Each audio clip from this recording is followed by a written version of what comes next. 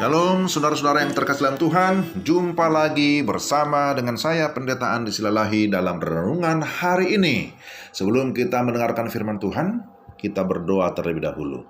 Bapa di surga, dalam nama Yesus, kembali kami mau mendengarkan firman-Mu. Kami mohon supaya Allah Roh Kudus menolong kami, supaya kami dapat memahami firman-Mu dengan baik. Dalam nama Yesus kami berdoa. Amin.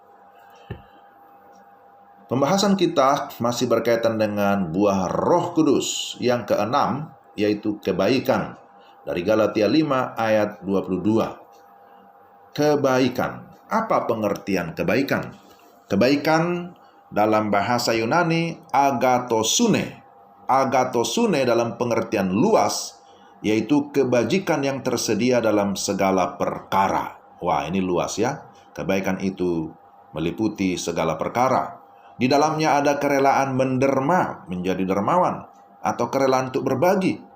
Juga di dalamnya terkandung unsur kasih dan disiplin. Kasih Kristen adalah kasih yang mengusahakan kebaikan orang lain.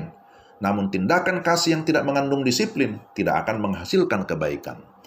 Di dalam dunia yang berdosa, kebaikan sudah direlatifkan, seringkali bergantung pada diri sendiri. Apa yang kita anggap baik berdasarkan norma, hukum, atau kebudayaan lokal. Kebaikan yang sesungguhnya harus bersifat objektif, karena kebaikan itu milik Allah dan mengalir dari naturnya yang baik. Allah adalah sumber segala kebaikan di dalam dunia ini. Itu bisa kita bandingkan dengan Yakobus 1 ayat 17. Pertanyaan selanjutnya, bagaimana mempraktekkan kebaikan? Permasalahan baik dan jahat merupakan masalah etika atau moral. Kebaikan menurut etika dunia berorientasi pada tujuan. Maka demi mencapai tujuan, bebas melakukan berbagai cara, yang penting didasari oleh kasih. Seorang bernama Joseph Fletcher berkata, norma yang paling penting adalah kasih. Ada kisah anak gadis Jerman yang ditangkap pada Perang Dunia Kedua lalu dipenjarakan di Ukraina.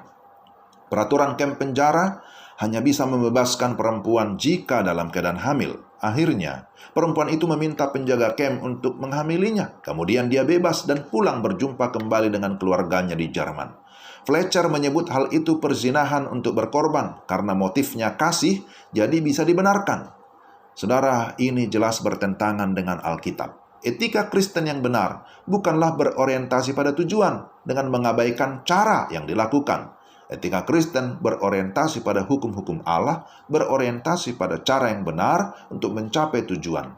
Kebaikan Kristen haruslah berangkat dari motivasi hati yang benar. Dan motivasi yang benar jika kita dipimpin oleh Roh Kudus. Jika tidak dipimpin oleh Roh Kudus, tidak mungkin kita memiliki motivasi yang benar. Di dalam Amsal 4 ayat 23 disebutkan bahwa kita harus menjaga hati dengan segala kewaspadaan, karena dari situlah terpancar kehidupan. Jika hati dikuasai oleh roh dan firman Tuhan, maka motivasi kita juga akan benar. Selanjutnya, motivasi melakukan kebaikan itu apa? Bagi kita sebagai anak-anak Tuhan, berbuat baik bukanlah sebagai upaya atau syarat untuk mendapatkan keselamatan. Berbuat baik juga kita lakukan, bukan supaya dipuji atau disanjung oleh manusia, akan tetapi kita berbuat baik sebagai respons kita atas kebaikan Tuhan, dan terlebih anugerah keselamatan yang Tuhan sudah berikan kepada kita. Oleh sebab itu, kebaikan kita haruslah berpusat kepada Kristus dan hanya untuk kemuliaan Allah Tritunggal. Jika tidak demikian, kebaikan kita yang kita lakukan bukanlah merupakan buah Roh Kudus yang hidup di dalam diri kita. Berbuat baiklah dimanapun kita berada, dimulai dari lingkungan kita, bahkan sekitar kita, dimanapun kita bekerja, dimanapun kita berada, di sanalah kebaikan Tuhan dinyatakan. Kiranya Roh Kudus menolong kita untuk terus berbuat kebaikan dimanapun kita berada. Amin. Mari kita berdoa. Tuhan, terima kasih. Kiranya melalui firman Tuhan ini kami diteguhkan, dan Roh Kudus menolong kami supaya kami dapat melakukannya di dalam kehidupan kami sehari-hari. Dalam nama Tuhan Yesus kami berdoa. Amin. Demikian pendengar sekalian, renungan kita hari ini bicara tentang buah roh yang kelima, yaitu kebaikan. Dan Tuhan memampukan kita untuk kita dapat melakukannya. Shalom.